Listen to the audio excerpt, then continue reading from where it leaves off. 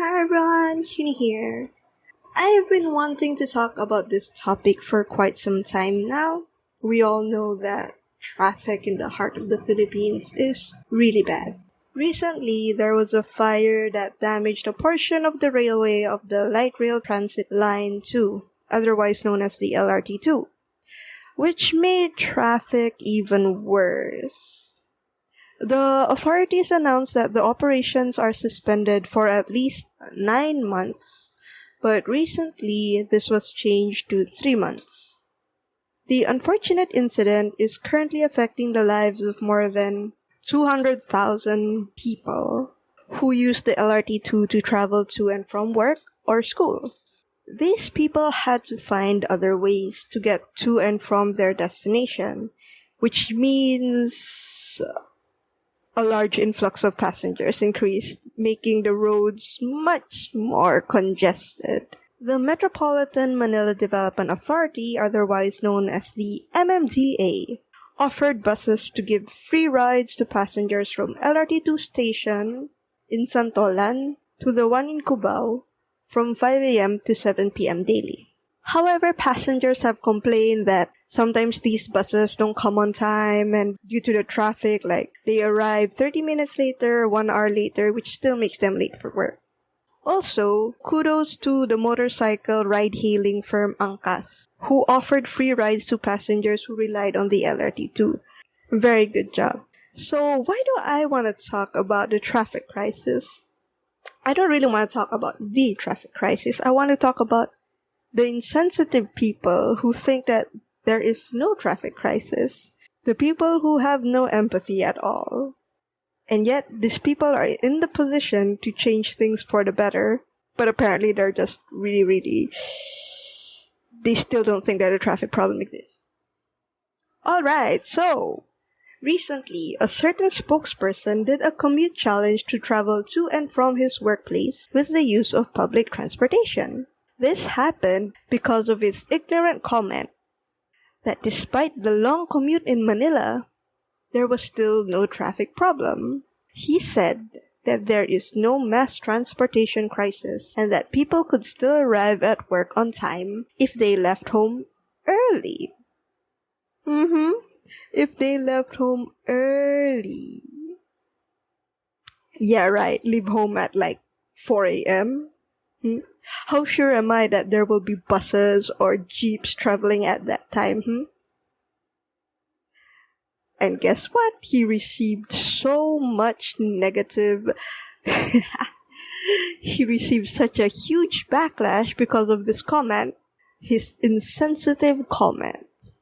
Which is why people told him, like, why don't you witness how we travel? Why don't you be in our shoes and face how it's like, how difficult it is to travel? And he took the bait. So on the day of the challenge, he left his home early in the morning on Friday and had to take 4 separate modes of transportation to get to his workplace, which was in Malacanang, which was supposedly just, 15 kilometers. So he reached the gates. He reached the gates of his workplace at around 8:30 a.m. Now, fun fact, the normal working hours of government officials and employees are from 8 a.m. to 5 p.m. That makes him late for his work. For unfortunate workers who face this problem every day, they're all familiar that being late will cause deductions in your salary. But that doesn't really seem like the case for people like this person. So, you'd think that after facing this enormous hurdle would actually knock some sense into the guy, that the traffic problem is really bad and does exist. Well, on Friday, he again stood by his ground on the statement that there was no mass transport crisis because there is apparently no paralysis on the roads. Like, yeah, are we gonna wait for it to get that bad before you solve it? Are you just gonna be like that? You know? He said Filipinos were, quote unquote, very creative people who knew how to adjust to hostile situations. It's funny as well. Oh boy. It's funny as well because his final ride was actually a kind Samaritan on a motorcycle who offered him a ride to the gates of his workplace. So if it weren't for that kind person, he would have actually arrived even later to his workplace. The feeling when the Filipino people have to be creative because the government refuses to do its duty and serve the Filipinos, yet have the gall to deny these problems exist. What a joke. It's so funny, it's so funny how disgusting for them to feed off the taxes of the people and yet do nothing like the leeches they truly are. I understand that the traffic problem is so hard to solve, but it's the comment. It's the unempathetic comments to the population who is suffering that just really ticks.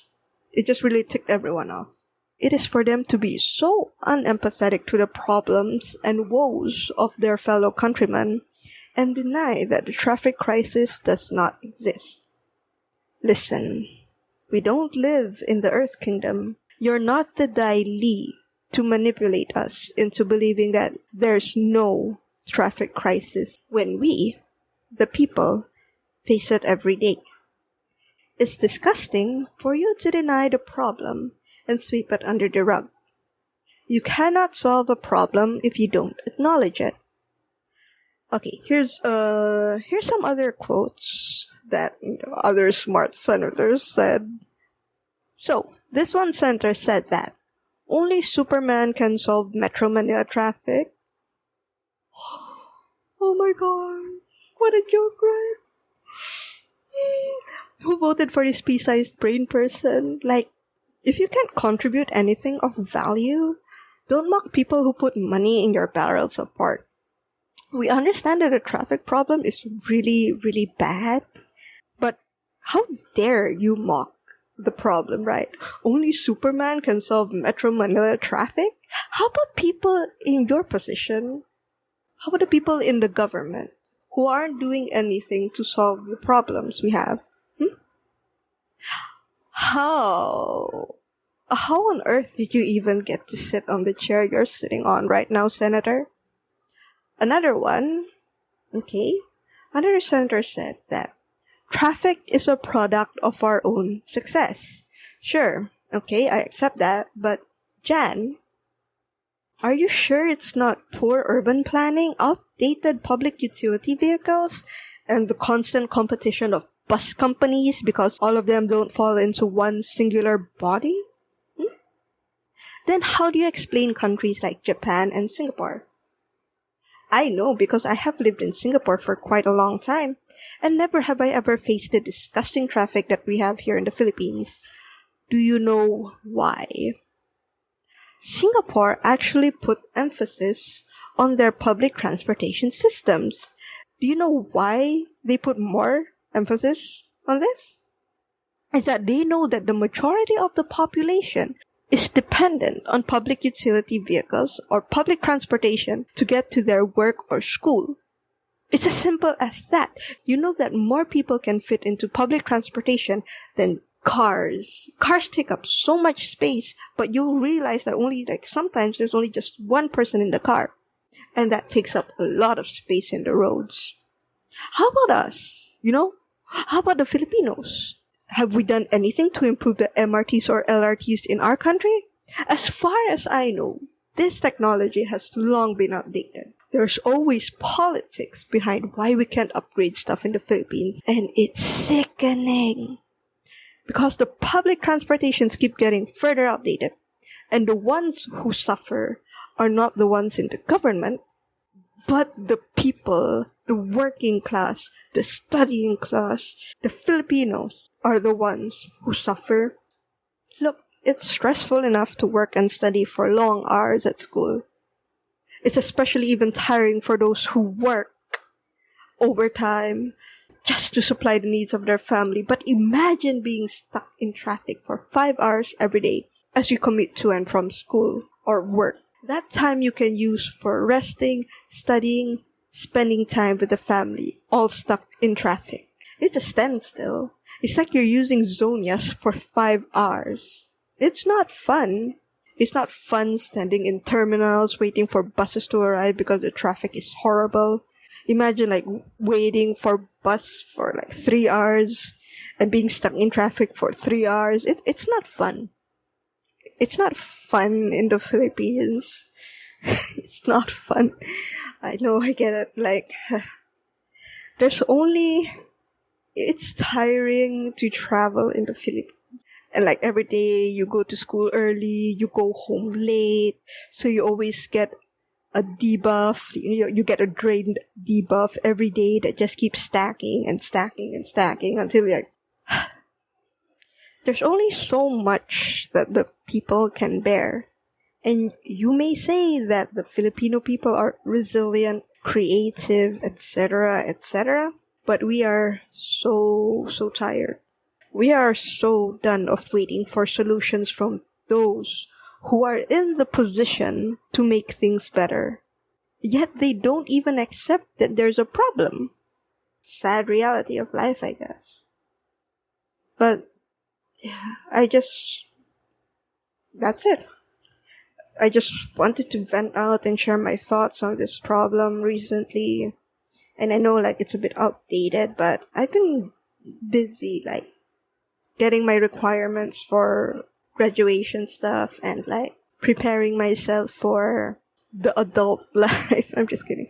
Getting myself ready for like my job interviews and the requirements like clearances and etc. But if you're still here, thank you for listening. And I'll see you all next time.